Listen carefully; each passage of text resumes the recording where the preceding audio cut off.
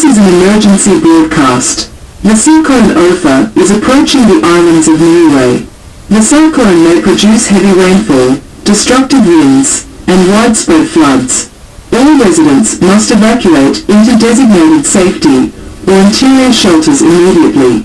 Do not leave your shelter under any circumstances. Bring everything you need to your shelter, such as food, water, medicine, and others. Stay tuned for more updates on the cyclone and stay safe.